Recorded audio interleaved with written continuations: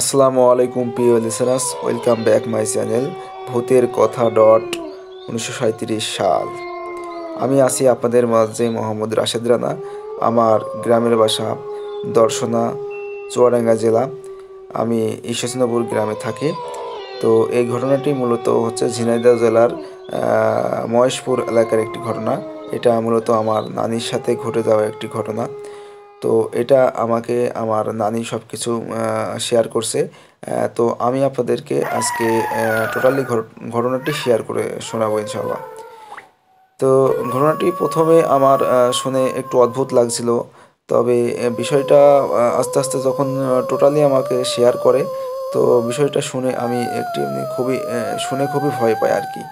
ঘটনাটি খুব মারাত্মক একটি ঘটনা। আর দেরি না করে আমরা মূল ঘটনায় চলে যাই। হ্যাঁ, তো বন্ধুরা, আমার নানি আমার নানি ছিল একটি গ্রাম অঞ্চলে একটি যেরকম গৃহিণী, এবং পাশাপাশি তিনি একটু কবিরাজ চর্চা করতেন। আশপাশের বেশ গ্রামের অঞ্চলের লোকজন তারা সকলে আমার নানির কাছে আসতো, এবং তারা একসাথে বসে তাদের সমস্যার কথা বলতো।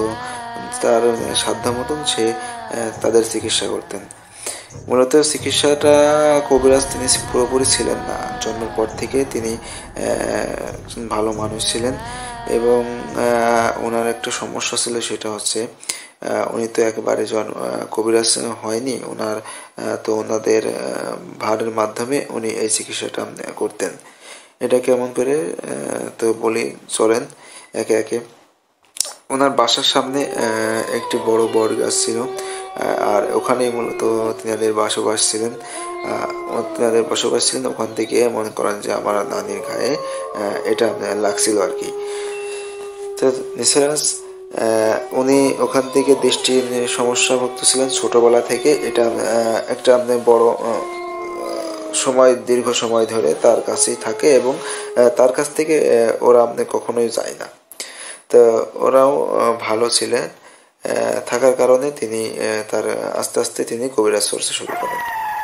তো গ্রাম অঞ্চলের লোকজন তখন প্রবলত অনেক সমস্যায় পড়তেন। তারা আমাদের একমাত্র শহরে ছাড়া কোনো গাড়ি ঘোড়া তেমন পাওয়া যেত না। তো ওই গ্রাম অঞ্চলের লোকজন তখন ঝাড়ফুঁক, বিভিন্ন কবিরাজি ওষুধ, এলাপাতি ওষুধ, বিভিন্ন ওষুধ ব্যবহার করে তারা তাদের সমস্যা সমাধান করতেন। চোরাকালামি মানুষ বিশ্বাসী ছিল, এবং তখন মূলত ওষুধ ভালো ভালো ডক্টর কম ছিলেন মূলত। আর এগুলো চিকিৎসা করতেন এই সামাজিকভাবে এই গ্রাম অঞ্চলের এই মানুষগুলো। তেমনই ভাবে আমার নানি একদিন উনি যা বলে আমার, তা শুনে আমি হতভাগ্য হয়ে যাই। ঘটনাটি হচ্ছে এরকম, ওনার কাছে ওনার মা ছিলেন। নিজের মা উনি যখন হয়েছে, তো উনি হওয়ার পরে ওনার মায়ের পেট থেকে সন্তানের নাড়ি বাইরে চলে আসে। সন্তানের নাড়ি বাইরে আসার কারণে মূলত সেটা একটা অন্যরকম একটা দেখাতো অন্যরকম আর কি। তো উনি আস্তে আস্তে আস্তে আস্তে সন্তানের নাড়িটা আপনার মোটা এবং বেশ ভারী হয়ে যায়। তো দেখতে অনেক খারাপ বা বিশ্রী লাগতো। তো উনি একদিন কি করে, উনি ভাবে যে এর ওষুধ কি। তো ওনাকে একদিন তিনারা স্বপ্ন দেখালেন যে উনি যদি কোনো মধ্যরাতে কবরস্থানে গিয়ে ওই কবরস্থানে নিশিরাত্রে যদি কোনো কবরস্থানে যাওয়ার পর ওই কবরস্থান থেকে তিন নিঃশ্বাসে যদি কোনো গাছ তুলে আনতে পারে, ওই গাছের এক ধরনের একটা গাছ হয় কবরস্থানের বুকের উপরে, ওই নিশিরাত্রি ফোটে ওটা। ওই গাছ তুলে এনে বেটে যদি বড়ি করে খাওয়ানো হয়, তাহলে সেই রোগী সুস্থ হবে। তো ওনাকে এই স্বপ্নটা ঘুমের মাধ্যমে ওনাকে দেখাইছে। তো তখন তিনি কি করলেন, তৎক্ষণাৎ উনি থুরবুর করে ঘুম থেকে উঠলেন, এবং এক গ্লাস পানি খেয়ে তখন ভাবলেন যে এটা কি আসলে সম্ভব হবে। তো স্বপ্ন দেখেছে, আর তো স্বপ্ন যেগুলো দেখতেন মূলত তার সত্যি হতো। তো তেমনইভাবে একদিন উনি প্ল্যান পরিকল্পনা করেন যে ওনার মায়ে তো অনেক অসুস্থ হয়ে যায়, ওনার মাকে বাঁচাতে হবে, মানে আমার বুড়ো মাকে বাঁচাতে হবে, আমার নানি আমার বুড়ো মাকে বাঁচাবে। তা উনি পুরোপুরিভাবে সিদ্ধান্ত নেন যে জীবনের বাজি ধরে হলেও উনি ওই কাজটা করবেন। কারণ যিনি ওনাকে জন্ম দিয়েছেন তাই সেই যদি না বাঁচে তাহলে তো উনি এটা মানে ওনার জন্ম দিতে গিয়েই তো এই ঘটনাটা ঘটেছে বা এরকম হয়েছে। তাই উনি ওনার কাছে নিজের কাছে একটা খারাপ মনে হতো। তা উনি তৎক্ষণাৎ উনি চিন্তা ভাবনা করেন যে আমি যাব, যা হয় হবে, আমার জীবনের একটা রিস্ক নেব আমি। তো তখনই উনি কি করে প্ল্যান করে যে আমি ওখানে যাব। তখন তিনারা যখন রাত হয়, রাত 1টা 1:30 কি 2টা এরকম এই সময় টাইমে তিনি কি করে ওনার সাথে যারা থাকতেন তারা মূলত ওনাকে পুরোপুরিভাবে সাহায্য করতেন। তখন উনি কি করে ওনার হাতে, তখন তিনি ওই রাত্রে 2টা 2:30টার দিকে তখন উনি তিনারা ওনাকে সাহায্য করেন এবং ওনার পরিধান করেন, ওনার যে কাপড় ছিল সেই কাপড়টা রেখে গিয়ে ওনারা যে কাপড়টা দেবে ওই কাপড়টা পরে মূলত ওই রাত্রে ওখানে যাওয়া লাগবে। সাদা কাফনের কাপড় এবং সুন্দর সাদা পোশাক, ওই পোশাক উনি খুলে তখন কি উনি রওনা দেয়। আস্তে আস্তে উনি যখন কবরস্থানের দিকে যাবে, ওনাকে মূলত শর্ত ছিল যে কোনো কাজে কোনো শব্দ বা কোনো কিছু হলে উনি যেন পিছনে না তাকায়, পিছনে তাকালে ওনার সমস্যা হবে বা ক্ষতি হতে পারে। তো উনি তখন কি করে, তো সোজা খালি পায়ে হাঁটতে হাঁটতে, চুল এড়া দিয়ে খালি পায়ে হাঁটতে হাঁটতে সাদা পোশাক পরে, কাফনের পোশাক পরে উনি চলে যায় কবরস্থানের দিকে, রওনা দেয়। বেশ কিছু মাঠ পেরিয়ে, মানে কয়েকটা 1-1.5 কিলো পারিয়ে একটি সেগুন বাগান আছে, সেগুন বাগান। তো উনি ওই সেগুন বাগানের ভিতরে, ওখানে মূলত কবরস্থান, বেশ মনে করেন যে 2টা পাড়া আছে, পাড়া পেরিয়ে উনি ওখানে কবরস্থান। মাঠের চারিদিকে পাশে মাঠ, আর এদিকে আপনার ঘর বাড়ি, শুদ্ধ মানুষের মানে বসত বাড়ি, ঘর বাড়ি সীমিত। তখন মূলত অত ঘর বাড়ি ছিল না। তো উনি ওখানে যান এবং যেই কথাতেই কাজ, সেরকমভাবে উনি কবরস্থানে ঢোকে এবং ওই গাছ কবরের বুক থেকে উনি 3 নিঃশ্বাসের ভিতরে গাছটি তোলে এবং একবার ঘুরে পিছন করে আবার গাছটি নিয়ে উনি দীর্ঘনাথ আবার বাসায় চলে আসেন। আসার পর সকাল হয়, ওনার খুব একটা থাকে না, সেন্স থাকে না, যে ঘোর ছিল অনেকটাই। সকাল হওয়ার পরে উনি একটু গায়ে জ্বর ছিল। তারপরে উনি ওই গাছ তখন যেভাবে স্বপ্নে দেখেছিল সেইভাবে বাটে এবং বড়ি করার পর আমার যে বুড়ো মা, উনি ওনার খাওয়ান, 1 সপ্তাহ খাওয়ান। ওই খাওয়ানোর পর আল্লাহর রহমতে ওনার ওই অসুখটা আস্তে আস্তে আস্তে আস্তে আস্তে ওটা কমে যায়। যখনই কমে যায় উনি তখন ওই ওটার উপর একটা বিশ্বাস চলে আসে আর কি। তো নিসারাজ তখন উনি কি করে, ওনার ওষুধ 1 সপ্তাহ খাওয়ান, আস্তে আস্তে ওনার ইয়েটা কমে আসে। তো এরকম ভাবে উনি গ্রামের ভিতরে একটা প্রচলিত শুরু হয় এবং এইভাবে তিনি কবিরাজগিরি শুরু করেন। মূলত ওনার এক চান্সে কবিরাজগিরি উনি করতেন না, আস্তে আস্তে আস্তে আস্তে এটা উনি সম্ভব হয়। আরও দীর্ঘদিন যাব তিনি ওই কাজই করেন এবং মূলত এটা একটা রিস্কের কাজ, উনি সহজে কারো করে দিতেন না। তবে যার এই খুবই অসুবিধা হতো বা খুবই সিরিয়াস একটি রোগী, তাদের জন্য এই রিস্কটা নিতেন। তো ওনার বেশ কয়েকটা উনি ওরকম রোগী উনি ওইভাবে সেবা দিতেন। তেমনই ভাবে একদিন উনি এক রোগী ছিল খুব সিরিয়াস, ওনার বাসা ছিলেন আপনার কালীগঞ্জ। ওখান থেকে উনি খবর পেয়ে আমার নানির কাছে আসার পর তখন ওনার ওই বৃত্তান্ত সব খুলে বলে, তে আমার এই ওষুধ লাগবে, যে করে হোক আমার ওনার আত্মীয়টা বাঁচাতে হবে আর কি। তখন আমার নানি ওই রকম ভাবে দীর্ঘদিন যাবত উনি যায়নি ওইসব ইয়েতে, বন্ধ থাকার পর উনি আবার ওইভাবে ওই কাজ করার জন্য রিস্ক নিয়েছেন।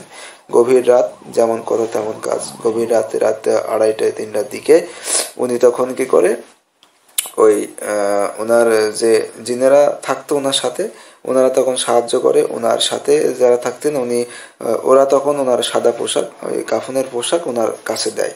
তখন উনি আবার ওটা পরে আবার রওনা দিতে যাবে। তখন ওই পাশের পাড়ার এক ছেলে ওই সময় পেশাব করার জন্য ওঠে। আর ওঠার পর ওনার যে হেঁটে হেঁটে উনি যে যাচ্ছিলেন কবরস্থানের ওই রোডে, তো ওনার দেখে সাদা পোশাক দেখে ওই ছেলেটা আর পাশে আর একটা ছেলে ছিল, ওই প্রথম যে ছেলেটা দেখেছে ও সাথে সাথে ওখানে ঝটপট করে মারা গেছে, ভয়তে ঝটপট করে মারা গেছে। এমন একটা অবস্থা, মর্মান্তিক ঘটনা। আর যিনি দূরে ছিলেন একটু, উনি ওইটার আশা লেগে আস্তে আস্তে আস্তে আস্তে আস্তে ভুগে ভুগে কিছুদিন মানে উনি ওরকম ভালো ছিলেন, আস্তে আস্তে আস্তে আস্তে পাগল মতো হয়ে উনিও মারা গেছে। কিন্তু আসলে ওরা যেটা দেখছিল ওরা মনে করছে যে এটা হয়তো বাস্তবে কিন্তু আপনি ভাবেন, যখন আপনার সামনে দিয়ে কোনো মানুষ কাফন পরে যদি কেউ কবরস্থানের দিকে যায়, আপনি সেটা যদি দেখেন তাহলে আপনার কেমন একটা ফিল হবে। ঠিক এমনই একটা ফিল হয়েছিল ওই দিন। আর এইভাবে ওনার কাছ থেকে উনি ওই দুইটা মানুষ মারা যায়। উনি ওই দিনকার থেকে চিকিৎসা করার পর ফিরে আসার পর উনি সেই মনে করেন যে ওই কবিরাজগিরি ছেড়েছেন, আর কখনো উনি ওই কাজ করেননি। তো এই ছিল আমার ঘটনা। আর ঘটনাটি ভালো লাগলে আপনারা অনেক শেয়ার করবেন আর সঙ্গে থাকবেন।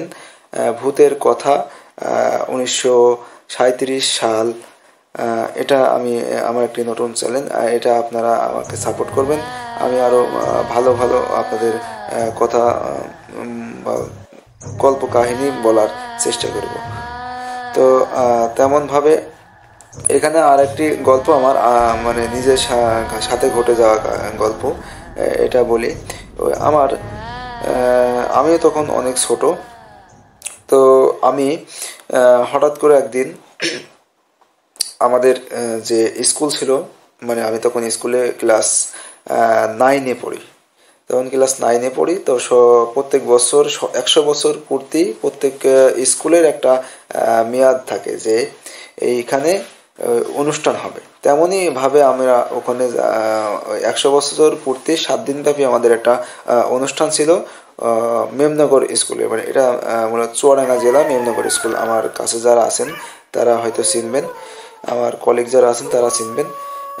তো এই শতবর্ষ পূর্তি উৎসবে আমি আমার এলাকা থেকে আমি আর আমার এক স্বাস্থ্য ভাই থাকতো, উনি আর আমি দুজন মিলে আমরা ওখানে গেছিলাম। তো আমরা ওখানে শো শুরু হতো মনে করেন 8:30টার পর থেকে, নামাজের পর থেকে ওখানে অনুষ্ঠান শুরু।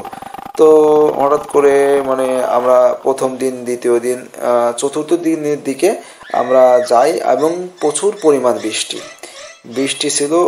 মানে বিকাল 5টার থেকে সন্ধ্যা 6টা পর্যন্ত প্রচুর পরিমাণ বৃষ্টি ছিল। আর রাত্রে খুব একটা বৃষ্টি ছিল না, তবে হালকা হালকা ঝিরিঝিরি বৃষ্টি আর প্রচুর পরিমাণ ঝড় ছিল। ঝড় থাকার কারণে মনে করেন যে উপরে যে সব প্যান্ডেল বা ছিল ওগুলা সবই নষ্ট হয়ে গেছে।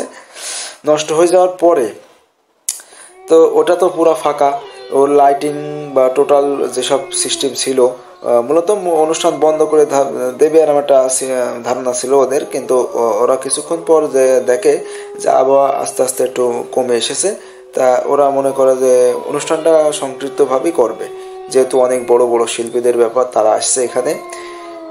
যেমন আমাদের বাংলাদেশের রিঙ্কু ভাই ছিল, তারপরে ইন্ডিয়ান ছিল নসিকাতা, তারপরে মমতাজ আপা ছিল, জেমস ভাই আসার কথা ছিল। এরকম বড় বড় শিল্পী বেশ কয়েকটা ওখানে আসার কথা ছিল। অনেকে এসেছে কিন্তু আবার অনেকে আসতে পারেনি। অনেকে যেরকম জেমস ভাই আসার কথা ছিল, উনি আসতে পারেনি, ওনার বিগত সমস্যার কারণে উনি আসতে পারেনি। তো ওই সময় যে সময় স্টেজে ওঠে সে সময় বাজে ঠিক 11:30, আর 11:30টার সময় আমাদের রিঙ্কু ভাই উনি গান করার জন্য স্টেজে ওঠে। তো আমরা বন্ধু বান্ধব যারা ছিলাম সব একসাথে ছিলাম। এক একটা ছেলের এক এক জায়গায় বাসা। আমাদের দুই ভাই যেরকম ছিল, ঈশ্বরচন্দ্রপুর আমাদের বাসা, দর্শনা ঈশ্বরচন্দ্রপুর, আর ওনাদের বাসা ছিল কারোর বাসায় পারকৃষ্ণপুর, কারোর বাসা ছিল আপনার কুড়ুলগাছি, কারোর বাসা ছিল আপনার এদিকে বসতে, এরকম দূর দূরান্তে, কারোর বাসা চাঁদপুর, এরকম দূর দূরান্তে বাসা ছিল। তো সবাই একসাথে আমরা আনন্দ উল্লাস করছি। এবার ধুমধাম করে অনুষ্ঠান চলছে, আমরা ধীরে ধীরে বৃষ্টিতে ভিজছি, তারপর আমরা শুনছি, গান শুনছি, অনেক সুন্দর, অনেক মজা ফিল করছে আর কি। অনুষ্ঠানটি চলতে আছে, চলার সময় প্রায় শেষ করছি আমরা 3টার দিকে, আমরা অনুষ্ঠান টোটালি শেষ হয়েছে। 3টার পরে আমরা ওখান থেকে রওনা দিছি। তো আমি তো ওখানে ছিলাম, আমার স্বাস্থ্য ভাই অনেকটা মানে একসাথেই ছিল, ও অনেক আগেই চলে এসছে, মানে ওখান থেকে বেরিয়ে পড়েছে, কিন্তু আমি হয়ে গেছি একা। তো আমাদের বাসার থেকে এখানে মনে করেন প্রায় 3 কিলো ছিল, আমার 3-4 কিলো আমার স্কুলের দূরত্ব ছিল। সাইকেল নিয়ে আমরা যাওয়া আসা করতাম। তখন একটু আশপাশে ঝোড় জঙ্গল, বাড়ি ঘরদোর কম ছিল, জায়গাটি একটি মর্মান্তিক, আশপাশে গোরস্থান ছিল অনেক। মূলত এখন আমরা যেখানে বসবাস করি এখানেও গোরস্থান, পুরাতন গোরস্থান এবং আমাদের নতুন গোরস্থান ওইদিকে করা হয়েছে, ওইদিকে আছে। তো ওই তখনকার সেই সময় ও রাত 3টা বাজে, তখন আমি ওখান থেকে রওনা দিচ্ছি আস্তে আস্তে। রাত্রেবেলা আমি তখন সাইকেল চালাচ্ছি, আমার মনে হচ্ছে যে হঠাৎ করে খুব দ্রুত পাশ দিয়ে একটি ঘোড়ার গাড়ি যাচ্ছে, ঘোড়ার গাড়ি পাশ দিয়ে আমার সাথে সাথে যাচ্ছে। তা আমি আশপাশে লাইটিং, সেই সময় কারেন্ট ছিল না, এলাকায় কারেন্ট ছিল না, ওই সমস্যা যে পানি টিপটিপের পানি আর ঝড় হচ্ছে এর কারণে কারেন্ট ছিল না, ফুল অন্ধকার। তখন তো আমি ফোন ব্যবহার করতাম না, এটা বাটন ফোন ছিল আমার, আমি ওটা নিয়ে মনে করেন যে ওখান থেকে রওনা দিচ্ছি। তো পাশ দিয়ে হঠাৎ করে দেখছি ঘোড়ার গাড়ির শব্দ হচ্ছে। তো জিনিসটা আমি ভালো করে শোনার চেষ্টা করলাম বা দেখার চেষ্টা করলাম, কিন্তু আমি তেমন কিছু দেখতে পাইনি। তো যেমন কথা তেমন কাজ, ওই দিন রাত্রে আমি গাড়ি নিয়ে আসছি, আস্তে আস্তে হঠাৎ করে দেখছি, তো পাশ দিয়ে হঠাৎ করে দেখি ঘোড়ার গাড়ি শব্দ হচ্ছে। ভালো করে বোঝার চেষ্টা করি, কিন্তু আফসা আফসা হবে, আমি তেমন বুঝতে পারি না, কিন্তু আমার একটু ভয় ভয় করে যে এটা কি হতে পারে। পাশ দিয়ে একই সাথে আমি সাইকেল চালাচ্ছি, আমার সাথে সাথে যাচ্ছে ঘোড়ার গাড়ি, কিন্তু আশপাশে কোনো গাড়ি নেই তেমন, মানে আশপাশে লোকজনও নাই, রাত 3টা বাজে, তখন ভোরে হতেও দেরি আছে অনেক। কিন্তু আমার মনে হচ্ছে আমি যত দ্রুত গাড়ি চালাছি ততই এগোছি, মানে যত দ্রুত চালাচ্ছি তত এগোছি, যত দ্রুত চালাচ্ছি তত দ্রুত আমার পিছু হচ্ছে। মানে আমি যেখানের থেকে যাচ্ছি, আজব একটা মানে ঘটনা হচ্ছে এই যে আমি এত দ্রুত চালাচ্ছি কিন্তু আমার গাড়ি মনে হচ্ছে আমি সেখানেই আছি। এই হচ্ছে আজব একটা মানে আমার কাছে লেগেছে। কিন্তু বেশ খানিকক্ষণ যাওয়ার পরে বেশ ওরা মানে পায়ে দিয়ে মানে ঝমঝম ঝমঝম করতে করতে মানে ঘোড়া শুদ্ধ গাড়ি আকাশের দিকে উঠে গেল। সাদা ঘোড়া পরিত গাড়ি এবং সাদা পোশাকে সুন্দর সাজানো গাড়ি আকাশের দিকে আস্তে আস্তে আস্তে আস্তে আস্তে মিলাই গেল। তো এটা আমি তৎক্ষণাৎ কিছু ধারণা করতে পারি নাই। তো আমি বাসা আসার পরে লবণ পানি খাই, খাওয়ার পরে আমি সকাল যখন হয় তখন আমি বিষয়টা নিয়ে ভাবি। তখন আমি আমার এক দাদা ছিল, ওনাকে আমি বলছি বিষয়টি খুলে বলি। তখন উনি বলে তোমার সাথে, তোমার তো কোনো ক্ষতি করেনি, তারা তাদের কাজে ছিল ব্যস্ত। ওই মূলত ঘোড়ার গাড়ি বা কোনো গাড়িতে যদি আসে মনে করবা ওটা কোনো ওদের হয়তো কোনো অনুষ্ঠান ছিল বিয়ের, আর যখন কোনো অনুষ্ঠান থাকে বিয়ের তখন ওরা ওই কায়দায় ওরা রথ নিয়ে রাস্তায় বেরোয়। তো এই ছিল আমার ঘটনাটি কেমন লাগলো আপনারা অবশ্যই কমেন্ট করে বলবেন। তো আমি আরো একটি ঘটনা বলবো। ঘটনাটি হচ্ছে খুবই হিম এবং কঠিন একটি ঘটনা। এটা মূলত আমার নানিরই ঘটনা, যেটা বললাম। ওনার সে সময় কিছু কথা আমি বলতে পারি নাই, তা আমি আগের থেকে কথাটা আমার আগে বলা উচিত ছিল কিন্তু বলতে পারি না, তো ওটা আমি এখন বলে দিচ্ছি। তো আমার নানি যখন অনেক ছোট, আজব একটা ঘটনা ঘটেছে ওনার সাথে। যখন উনি অনেক ছোট ছিলেন, ওই ছোট থাকা অবস্থায় ওনার তো দৃষ্টির ভাব ছিল। ওনারা বসবাস করতেন ওই বট গাছে, ওনার বাসার সামনে বট গাছে, আর ওই বট গাছ থেকে ওনার মূলত ওই দৃষ্টির ভাব। আর ওনারা হঠাৎ করে আমার নানির হঠাৎ করে নিয়ে যেতেন, আবার হঠাৎ করে গাছের ডালে বসে রাখতেন, হঠাৎ করে গাছের গোড়ায় বসে রাখতেন, হঠাৎ করে শোয়াই রাখতেন, এরকম আর কি ওনার হাতে হতো। তো তেমনই ভাবে উনি একদিন উনি বাথরুমের জন্য উনি বাসার বাইরে, মানে আগেকার মানুষের বাথরুমটা এমন ছিল যে বাসা একদিকে থাকলেও বাসার অনেক পিছনে, মানে প্রায় 100 হাত দূরে এরকম ফিল্ড ছিল, ফিল্ডের পাশে মাথায় ওনার বাথরুম ছিল। ওখানে আমরা মানে বাসার থেকে সবাই, কাঁচা পায়খানা ছিল, ওখানে সবাই ওরা বাথরুম করতো। তো উনি বাথরুমের জন্য দুপুরবেলা, এটা দুপুরবেলার ঘটনা, দুপুরবেলা যায় দুপুরবেলা, ঠিক দুপুরবেলা, তখন একটা আজানের আগে, একটা আজানের পরে, অনেকটা পরে, দুপুর, ওই সময় উনি যায় বাথরুমে। যাওয়ার পরে উনি হালকা আমাকে চিল্লায় ওঠার পরে ওনার হঠাৎ করে ওনার ওই জিনেরা ওনাকে তুলে ওনার জিনেদের দেশে নিয়ে চলে যায়। তো ওনারা যখন নিয়ে যায়, ওনার অজ্ঞান অবস্থা নিয়ে গেছে, তো ওনার অত কিছু মনে নাই। তো উনি ওখানে গেছে, মরুভূমির দেশ, একবার সোনার, চারিদিকে সোনার পাহাড়, সোনার গাছপালা, সোনার টোটাল A to Z সব সোনার, সব কিছু। উনি যে খাবারটা খাচ্ছে ওটা কাঁসার ছিল। ওনার একটা মানে উনি বসেছে, তো অনেক কান্নাকাটি করছেন উনি। মানে আমার নানির ঘাড়ে যারা থাকতেন বা ইয়েতে থাকতেন, ওনাদের দেশে ওনার ঘোরানোর জন্য নিয়ে গেছে, যে কিরকম আমরা কোন জায়গায় থাকি, কোন জায়গায় আমরা আসি, ওইটা মূলত ওনার শহরটা, ওই জিনেদের শহরটা দেখানোর জন্য ওখানে নিয়ে গেছে। তো এলাকায় যখন উনি যান, জিনেদের শহরে যখন যান আমার নানি, তো উনি ওখানে ফিল করেন যে ওখানের কোনো মাটি নাই, ওখানে ফুল মরুভূমি, খোলা আকাশ, গাছপালা আছে কিছু, আর বড় সিংহাসন, রাজপ্রাসাদ। তো ওনার ওখানে নিয়ে যায়। তো উনি অতিরিক্ত খালি কান্নাই করছে, অঝরে কান্না করছে, কান্না আর কান্না, উনি কান্না করছে, কান্না করেই যাচ্ছে। তো তখন ওখানকার যে রাজা ছিলেন, ওনার যে সর্দার ছিলেন, তখন ওনার বলে যে তোমরা খুনা ভাষায়, উনি ওই ভাষা বুঝতে পারে নাই যে কোত্থেকে নিয়ে এসছেন। পরে ভালো ভাষায় কথা বলে, তখন উনি বোঝে যে আমাদের বাংলা ভাষায় যখন কথা বলে উনি তখন বুঝতে পারে। তখন বলে যে এনাকে কোত্থেকে নিয়েছেন।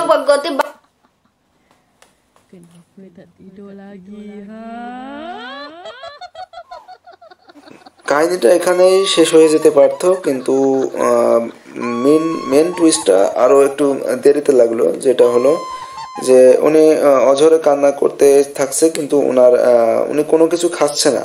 ওনাকে অনেক কিছু খাওয়ানোর চেষ্টা করছে, কিন্তু উনি কোনো কিছু খাচ্ছে না, খালি কান্নাই করে যাচ্ছে। তো হঠাৎ করে উনি যখন জনের বাচ্চা কে বললো যে একে তুমি কোথা থেকে ধরে এনেছো। ওনার যে এনেছে, মানে যারা এনেছে তাদেরকে প্রশ্ন করলো ওনাদের বাচ্চা। তখন উনি বলে যে হুজুর, আমরা পৃথিবী থেকে এনাকে আনছি, আমরা ওনাদের বাসার কাছে একটি বট গাছে আমরা থাকি, আর মূলত এনার কাছেই আমরা আছি। তো বলে তো কোনো কিছু খায় না, কোনো ইয়ে করে না, খালি কান্নাই করে যাচ্ছে। তো একে তোমরা যেখান থেকে এনেছো ঠিক সেখানে পাঠাই দাও, নিয়ে যাও। তো এখানে আমাদের দেশে থাকার লোক নয়, আর এরা এখানে থাকবে না, যেহেতু এ আদম সন্তান, ওকে ওর স্থানেই পাঠাতে হবে, এখানে থাকবে না। তখন জেনেদের সর্দারের কথা শুনে ওনারা তখন আমার যে নানি, ওই নানিকে ওরা আবার অজ্ঞান অবস্থায় ওখানে যেখান থেকে নিয়ে গেছিল ঠিক ওই বাথরুমের সামনে ওনারা ফেলায় রেখে ওনারা চলে গেছে। তখন বাসার লোকজন সারাদিন মানে বিষয়টা চলে গেছে, নিয়ে গেছে দুপুরে আজকে, কিন্তু উনি আসছে ফিরে প্রায় 3 দিন পর দুপুরবেলা ওনার ওখানে মানে হঠাৎ করে হদিশ নাই কোনো 3 দিনের। সবাই বাড়ি কান্না, মরা কান্না চলছে বাসায়, সেরকম চিল্লাবিল্লি বাসায় আয়োজন। তো হঠাৎ করে আবার যেখান থেকে নিয়ে গেছে তখন ওখানে গেছে উনি হঠাৎ করে বাসার ভিতরে। তখন আমার নানির মা, মানে আমার বুড়ো মা, উনি তখন প্রশ্ন করে যে মা, তুমি এতদিন কোথায় ছিলে, বাসায় সবাই চিন্তা করছে, তুমি এতদিন কোন জায়গায় ছিলে, কি ছিল। তখন তো ওনার তো যেহেতু বেহুশ অবস্থায় নিয়ে গেছে, আবার বেহুশ অবস্থায় এখানে পাঠাইছে, ওনার অত কিছু মনে নাই। তো উনি বলছে যে উনি একটা কথাই বলেছে যে আমি বাথরুমের কাছে বাইরে ছিলাম। তো উনি তখন সবাই অবাক যে বাথরুমের কাছে তুমি থাকবা, তো আমরা 3 দিন ধরে বাথরুমের কাছে ছিলাম, তো খুঁজে পাচ্ছি না। উনি তো শিওরলি উনি তখন বলছে আমি বাথরুমের কাছে ছিলাম। যেহেতু ওনার দৃষ্টির ভাব ছিল, তো তখন আমার বুড়ো মা বিষয়টা সবই বুঝতে পারে এবং জানতে পারে, এইরকম একটা কাহিনী আর কি। যে তখন ওরা খুলে বলে যে এরকম 3 দিন যাবত তুমি এখানে নিখোঁজ ছিলে।